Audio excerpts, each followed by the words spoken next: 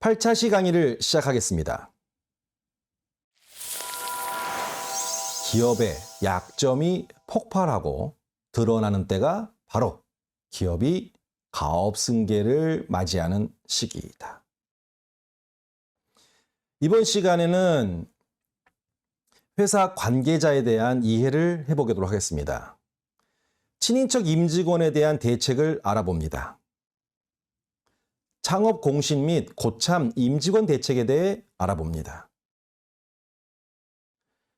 핵심 임직원 대책에 대해 알아봅니다. 상속공제 사후 요건과 임직원의 관계에 대해 알아봅니다. 회사 관계자에는 다음과 같은 분들이 포함됩니다.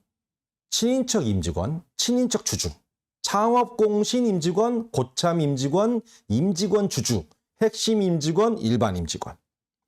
이들이 모두 회사와 관련된 이해관계자들입니다. 임직원의 걱정과 근심을 한번 정리해 보겠습니다. 임직원의 경우는 첫 번째 항목이 주요 관심사입니다. 호통을 자주 치는 원맨 경영자분들이 해온 경영 방식대로 시키면 하겠지, 따르라면 따르겠지 라고 생각하면 절대 안 됩니다. 이게 이제 소위 대통령으로 치면 레임덕에 관한 부분이라 좀 억눌렸던 부분들이 이제 목소리가 하나씩 드러날 수 있고, 특히나 이제 후계 사장이 들어오게 되면 카리스마가 센 오노 사장님에게 함부로 말 못했던 것들을 이제 후계자에게 퍼붓는 그런 회사가 다수 존재합니다. 이들 입장에서는 아들에게 아버지 흉을 보는 것이죠. 본인들의 마음속에서야 후계자가 꼭 알아야 할 회사의 중요한 부분을 설명한다는 명분이 있을지 몰라도 오너 리스크를 아는 것이 중소기업의 전부이니까요. 반대로 오너 경영자는 아직은 회사 생활이 미숙하고 정보가 부족한 후계자를 공식석상에서 신란하거나 불신하는 듯한 인상을 줄 때도 있습니다. 드라마에 많이 나오죠. 현 오너 경영자와 후계자 간 의견 충돌이 있고 종종 부딪히게 되는데요. 그럼 나는 직원들 입장에서는 누구 편을 들어야 하는가? 후계자가 여러 명이 있을 때 후보가 특히 김창업 씨의 자녀분도 들어와 있고 동생인 김창동 씨의 자녀분도 들어와 있고 소위 차세대들이 여러 명이 들어와 있는 경우는 누구 편에 서야 되는가? 누가 최종 결정될 것인가? 이런 것에 대한 돌아가는 분위기를 읽느라 의견이 분분하고 걱정과 근심이 커지죠. 대부분 무시하고 눌러놓다 보니까 아무 문제가 발생하지 않고 넘어가는 것처럼 보이지만 이게 어느 시점이 되면은 드러납니다. 그래서 가업승계 때 흔히 하는 말이 기업의 약점이 폭발되고 드러나는 시기가 바로 가업승계 시기다라고 하는 것입니다. 임직원은 기본적으로는 보상과 관련된 심리를 중심으로 이해관계를 파악할 수 있습니다. 그런데 젊은 직원과 고참 관리자급 부장과 임원들의 양상이 좀 다르게 나타납니다. 젊은 직원은 금수저라고 할 수 있는 후계자를 시기하고 동시에 부러워하면서 회사 정보나 업무에 대해서는 본인이 더 잘 알고 있다는 어필을 후계자에게 틈틈이 잊지 않고 하게 되죠. 고참 부장과 임원들은 회사의 세대 교체의 물결을 감지하고 자녀들 뒷바라지를 언제까지 내가 해야지 이걸 먼저 걱정합니다. 막내딸이 시집갈 때까지 이 회사를 다닐 수 있을까? 이런 걱정이 앞섭니다. 반면 애사심이 큰 분들일수록 후계자의 능력을 따지게 되고요. 후계자와 부딪히는 일들이 잦습니다. 현 오너 경영자는 참 잘해오셨는데 어렸을 때부터 봐왔던 후계자인데 과연 글쎄 현 경영자만큼의 능력을 이 후계자가 갖고 있는지 혹은 그만큼의 능력을 가진 사람으로 성장은 할 수 있는지 그런 각오는 돼 있는지 모든 게 그분들에게는 물음표이기 때문에 그게 모두 걱정과 근심으로 바뀌게 됩니다. 나이 어린 후계자에게 보고를 하고 결재를 받는 것을 걱정하는 부류도 있습니다. 혹은 직무상의 실수나 비리 등이 적발되는 것은 아닌가를 걱정하는 임원들도 의외로 많습니다. 현 오너 경영자의 경영 참여도가 현저히 떨어지는 기업일수록 임직원의 자유도는 반대로 올라가고요. 이 상황에서 후계자가 승계를 위해 입사할 경우 고참 임원들과 부딪힐 확률은 더욱 높아집니다. 그래서 현 오너 경영자가 힘이 있을 때, 현 오너 경영자가 매일 출근하고 회사 일에만 매진하고 있을 때, 그때 승계 작업을 시작하고 본격화해야 하는 이유가 됩니다. 그렇다면 이러한 이해관계를 갖고 있는 임직원의 걱정과 진심을 승계 상황 이전처럼 대하지 말고 좀 더 진중하게 그들의 걱정과 근심을 대하면 좋겠습니다. 역시 이들에 대한 대책은 그 걱정과 근심을 적절한 선에서 어떻게 할 것인지 그 대책을 마련해 주면 되겠습니다. 하나씩 보겠습니다. 첫째, 무엇보다 100년 기업을 향한 철학과 마음을 나누는 것입니다. 현 오너 경영자 나는 이러한 마음으로 미래를 생각하고 있고 회사가 100년을 가게 하기 위해서는 나도 희생하고 나도 마지막까지 힘을 쏟을 건데 그래서 좀 당신도 좀 그래줄 수 있어? 당신이 지금 하고 있는 걱정은 내가 좀 덜어줄게. 이런 맥락의 대화가 선행된다면 이후에 실행될 제도적인 부분, 즉 당근과 채찍을 대책으로 수립해서 진행될 때 다소 원활하게 그리고 원만하게 수용성이 높게 진행될 수 있을 것입니다. 걱정과 근심은 말 그대로 모든 것이 표면화돼 있지 않고 명확하게 정리가 되어 있지 않을 때 나오는 것입니다. 리스크 아시죠? 드러나지 않고 있을 때가 제일 위험할 때이고요. 터지면 오히려 해소되고 사라집니다. 승계 계획서를 작성하고 전체는 아니지만 일부 파트별로 회사 임직원들과 함께 공유하고 같이 만들어가는 승계 과정에 그분들을 동참시킬 때 걱정과 근심은 다수 많이 완화될 수가 있다라고 조언을 드리겠습니다. 철학과 마음의 공유, 작업의 동참 이 두 가지가 선행된다면 이어서 발표되는 제도의 정비와 실시를 통해 대책이 구체화될 수 있겠습니다.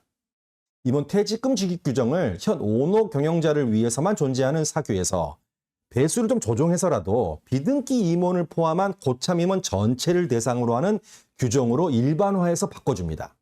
대략 막내딸 결혼 자금이나 신혼 살림 마련해 주는데 아버지로서 혹은 엄마로서 마지막 역할을 하는 데는 좀 도움이 되겠다라는 계산이 서도록 해줘야 합니다. 또 장기 근속자 우대 규정, 정년제도 등등 회사 내에 묵시적으로 되어 있던 부분들 명시화하는 과정을 통해서 모든 리스크를 양성화하고 표면화하고 드러내는 작업이 회사 관계자에 대한 기본적인 대책입니다.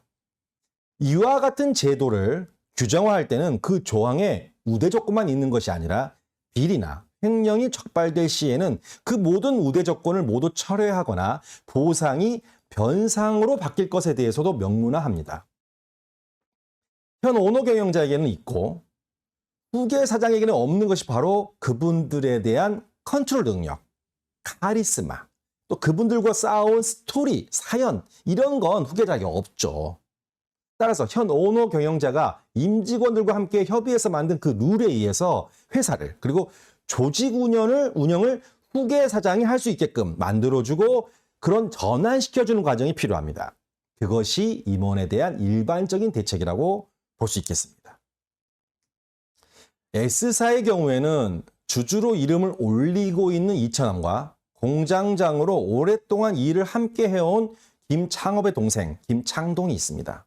이천함과 김창동 모두 적절한 보상을 바라고 있습니다. 직계가족이 아니기 때문에 상속인으로서의 기본 권리가 민법적으로 보장되지 않기 때문입니다. 후계자에게는 외삼촌이 되는 이천함에 대한 대책을 먼저 보겠습니다. 이천함 명의로 된 지분을 정리하는 과제가 있습니다. 이에 대해 상황을 파악하고 어떤 방법이 있는지 대책과 대안을 알아보고 관련된 비용과 절차를 확인한 후에 이천함과 협의를 시작하거나 준비를 해야 됩니다. 이것이 대책입니다. 실제로 현황 파악할 때는 협조적이라고 생각을 했었는데 이 명의신탁 주식을 회수하는 과정에서 일부 친인척 중에서는 일종의 보관료 명분으로 보상과 대가를 바라는 분들이 있어서 어느 정도 선에서 할 것인가를 결정하고 조정을 해야 합니다. 그런데 이제 경우에 따라서는 불가하다. 이런 경우도 발생합니다. 명의신탁 환원이 불가하다라는 의미는 두 가지 있습니다. 제도적으로 세제 혜택이 없고 비용이 과도하게 드는 방법밖에 없다라는 결론이 나거나 두 번째, 이천함이 이것은 나의 개인 재산이다라고 주장하면서 협력을 해주지 않거나 또 이차남이 갑자기 사망을 하거나 이차남이 타인에게 양도를 하거나 변호사에게 권한을 위임하거나 하는 등 불가능한 상황으로 이차남이 만들어 버리는 경우도 있습니다. 그런 상황이 발생하지 않도록 조기에 적극적으로 대책을 수립하고 1세대 지분을 0으로 만들어 후계 사장 중심의 안정적인 경영 환경을 만들어주는 승계 작업을 계획적으로 해야 할 것입니다. 누가 해야 할까요? 이것은 전적으로 현 오너 경영자가 해야 할 몫입니다. 태종이 했던 것처럼 말입니다. 다음은 더 어려운 공장장이자 주주인 김창동에 대한 대책입니다. 김창업과 김창동의 생각을 상호 확인해 보는 것부터 시작해야 합니다. 김창업은 동생이 도와줬다. 내 회사를 성장시키는데 참 열심히 도와줬다라고 생각을 하고 있고요. 김창동은 과연 그러면 어떻게 생각을 할까요? 맞습니다. 형과 함께 동업자가 되어 함께 회사를 키워왔다. 이렇게 생각하는 게 일반적입니다. 실제로 동생이 사장으로 회사를 성장시킨 회사는 많이 있습니다. 김창동 씨의 자녀분이 회사에 들어와 있는 경우도 있습니다. 이에 따른 대책은 크게 두 가지 방향에서 생각될 수 있습니다. 형의 생각으로 협의가 되면 동생은 일반 타인 주주, 일반 고참 임원들과 같은 그룹으로 분류하고 대책을 수립합니다. 그런데 만약 김창업이 아니야 김창동이 생각하는 대로 협의가 되면 회사를 분할하여 각자가 각자의 자녀에게 승계하는 모델로 전환해야 합니다. 그것도 빨리 해야 됩니다. 왜냐하면 빨리 해야 되는 이유는 두 가지입니다. 최소 10년이 경과해야 가업승계 세제 지원 혜택을 김창동도 볼 수 있기 때문입니다. 그리고 한 개 회사의 한 명의 주주에게만 혜택을 주고 있기 때문에 그렇습니다. 사례를 한 가지 말씀드리겠습니다. 형제 동업회사의 분리 과정은 너무나 많이 봐왔던 사례이며 아주 흔한 고통들입니다. 부디 현 오너 경영자분들은 자녀분들에게 그러한 형제 동업을 하게 상황을 만들어주지 말아주시기 바랍니다. 드물게 삼형제 동업회사도 만나게 됩니다. 제가 두 개의 회사에 대해서 컨설팅을 진행해 봤는데요. 그중 최근에 진행한 사례를 보면 나이 순으로 큰형, 둘째형, 막내가 순차적으로 한 번씩 대표이사를 하고 있었고 삼형제 간의 우애가 참 좋았습니다. 삼형제의 자녀들이 모두 회사에 들어와 있었고요. 근무 중이었습니다. 사실 생각만 해도 머리가 좀 지끈지끈합니다만 이 회사는 큰형님 주도로 분할과 각자 승계 작업을 잘 진행해가고 있었습니다. 많은 비용이 수반되는 작업이고 합병, 적격 분할, 주식 스왑, 현물 출자 등 상법과 관련된 모든 스킬이 총동원되는 절차가 무척 까다로운 작업입니다. 합치는 것보다 나누는 것이 어렵습니다. 사실 기업이 성장하는 과정에 어떤 적절한 시점에서 미래에 대한 시나리오를 한번 짜보고 분할을 해야만 하는 때가 반드시 올 것입니다. 많은 부분을 인정하고 일찍 회사를 분할시켜 놓고 그 방향성에 맞게 회사가 성장되어 왔다면 세 분 다 70살이 넘어 회사의 분할과 승계를 동시에 비용을 많이 들여 진행할 될 일은 맞이하지 않았을지도 모릅니다. 김창업과 김창동, 쉽게 풀릴 수도 있지만 결코 쉽지 않은 형제동업, 분할의 과정으로 전개될 수도 있기 때문에 이해관계 파악과 대책 수립에 적극적으로 대해 주시기를 당부드립니다. 다음 순서는 친인척이 아닌 아니지만 친인척보다 더 대하기가 어려울 수 있는 창업 공시 및 고참 임원들에 대한 대책입니다. 권 부사장은 창업 공신 우대에 대한 사규를 만들고 정식 퇴사 후 고문직으로 임명해서 재고용한 후에 은퇴할 수 있게 해주고 최상무는 원활한 관계를 잘 맺고 있기 때문에 후계자 입사 초기에 후계자 교육을 담당하는 즉 순환보직을 시킨다든가 회사의 각 구성원들의 성향들이라든지 업무를 이렇게 파악해주는 일종의 멘토링 관계의 책임자로서 역할을 맡기고 다하게 한다든가 마지막 박전무 같은 경우는 좀 자기 일이나 프라이드 강한 분이어서 그런 부분들 필요하다면 좀 적자 부분을 불사해서 그 일을 좀 맡긴 다음에 거기서 이제 주식을 좀 줄 수도 있고요. 그냥 전문 경영으로서 인센티브 제도를 만들어가지고 능력을 사회에서 발휘하게 하는 박전무의 유형이 있는 회사의 경우는 각 회사에서 화합을 하는 방향 대책보다는 분리해내는 그런 것이 필요하겠습니다. 그분이 정말 꼭 없으면 안 되는 경우처럼 느껴지지만 대부분은 충분히 대처할 수 있는 대안이 있기 때문에 성향에 맞춰서 능력이 있지만 로열티가 낮은 분들의 경우는 분리를 하거나 퇴사하는 방향으로 대책을 세우는 게 맞다. 이런 생각이 듭니다. 다음으로는 핵심 임직원으로는 대표적으로 연구원 A씨, 총무부장, 노조위원장을 S사는 꼽아봤습니다. 주주도 아니고요, 임원도 아니지만 사내에서 맡고 있는 역할이 중요해서 대책이 필요합니다. 핵심 임직원으로는 대표적으로 연구원 A씨, 총무부장, 노조위원장을 S사는 꼽았습니다. 주주도 아니고요, 임원도 아니지만 사내에서 맡고 있는 역할이 중요해서 대책이 따로 별도로 필요합니다. 먼저 연구원 A씨는 회사의 핵심 기술 개발을 주도 중이며 경쟁사, 그리고 대기업으로부터 끊임 주목받는 업계 인재입니다. 이분에 대해서는 성과에 따른 보상 제도를 도입하고 장기 근속 시 스톡옵션 등을 제공하는 사내 규정을 만들어 우대하고, 사내 일반 사원과의 임금 격차 등이 문제된다면 연구전담 회사를 계열사로 분리해서 후계자 주도로 그 회사에서 연구 및 신제품 개발을 맡게 하는 대책도 세울 수 있겠습니다. 다음으로 총무부장은 회사의 핵심 재무사항을 모두 파악하고 있어서 핵심 인물로 분류했습니다. 특히 회사의 재무뿐만 아니라 현 오너 경영자의 것까지 함께 관리를 하고 있어서 중요하면서도 위험합니다. 본인은 고졸 출신이지만 임원 승진을 기대하고 있습니다. 이렇게 이해관계가 파악되었습니다. 일단 이분에 대한 대책으로는 김차남의 회계 재무 교육을 맡기고 숫자 관리 시스템 개발을 미션으로 주어서 회사의 재무 관리 시스템을 한 사람에게 의존하지 않는 시스템으로 전환하는 것을 준비하는 역할을 맡깁니다. 점진적으로 업무 이관과 분산을 추진하는 것을 근본적으로 고려해 볼 수 있겠습니다. 마지막으로는 회사의 노조나 사원 협의회 등이 있을 수 있습니다. S사는 노조가 있고요. 노조위원장이 김창업의 경영 철학에 좀 동의하는 편입니다. 승계 과정에서 직원의 복지 대책이 또 반영되길 희망하고 있습니다. 승계에 대한 공개적인 논의가 진행될 때 현장 직원들의 목소리를 반영하는 창구 역할을 이분에게 맡기고 기대할 수 있겠습니다. 이해관계자에 대한 대책 중 회사 관계자에 대한 대책이 승계 진행 과정에서 직접적으로 관여되는 시기는 상속공제 신청 후 사후관리 기간입니다. 그중 고용유지 요건은 상속공제 신청 전을 기준으로 임직원 수 혹은 임금 총액의 90%를 유지하는 조건이 있습니다. 승계 현장에서는 우스갯소리로 사후 요건 관리 기간 종료를 한 달 앞두고 임원이나 부장이 후계사장을 찾아와 저희 팀은 이번에 독립하기로 했습니다. 그렇게 10여 명이 우르르 나가버리면 후계사장은 큰일이 나는 것 아니냐라고 말하기도 합니다. 승계 과정에서 회사 임직원이 중요한 이해관계가 있는 이유가 되는 것입니다. 두 번째는 후계자와 관련된 부분입니다. 후계자를 가장 힘들게 하는 게 누구일까요? 바로 임직원들입니다. 물론 현 오너 경영자 다음으로입니다. 후계자 순환보직 프로그램 진행 시, 후계자 권한이양 진행 시 각 부서와 직접적으로 부딪히게 됩니다. 사례를 하나 소개해 보도록 하겠습니다. 모 가구 회사에서 있었던 일입니다. 후계자 입사 후에 고참 임직원과의 충돌과 반발이 빈번하게 발생했습니다. 회사의 미래에 대한 생각이 달랐고 회사를 후계자에게 맞추는 과정에서 반발이 생겼던 것이죠. 사건이 터진 것은 지분을 이동하기 전에 모의세무 조사를 실시했는데 그 과정에서 다수 임원들의 비리가 발각된 것입니다. 후계자는 임원들과 단판을 지었고 형사고소를 면하는 대신에 모두 일괄사표를 제출하는 것으로 사건은 종결되었습니다.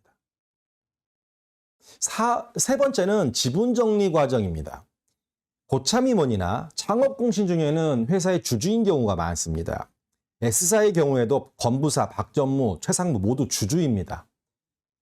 김창동에 대한 대책 수립에서 보았듯이 창업공신 주주들도 같은 문제가 발생합니다. 단 이들은 형제 동업 해소를 위한 분사와 같은 대책보다는 금전적 보상을 요구하는 경우가 많습니다. 명의시탁이냐 아니냐에 대한 의견 차이가 발생하고요. 이를 해소하는 과정에서 비협조적일 수도 있습니다. 그냥 두면 더 큰 문제로 발전할 수 있기 때문에 현 오너 경영자와 창업공신의 개별적인 만남을 통해 좀 문제를 해결하기 위한 대책을 수립하는 것이 좋습니다. 다음으로 8자시 핵심을 요약해드리겠습니다. 명의시탁 보유 친인척에 대한 대책은 보상을 중심으로 적극적으로 대처합니다. 현 오너 경영자의 형제 자매를 비롯하여 동학년 세대가 회사에 근무하고 있을 경우에는 회사의 분사, 분할을 포함한 적극적인 대책을 수립합니다. 창업공신 임직원은 은퇴와 보상을 연결하여 대책을 수립합니다. 회사의 경쟁력을 이어가기 위해서 핵심 직원으로 분류된 임직원에 대해서는 장기 근속과 보상을 연결하여 대책을 수립합니다. 상속공제 사후 요건 중 고용유지 요건 충족을 위해서는 임직원의 적극적인 협조가 필요합니다. 이상으로 8차 시를 마치겠습니다.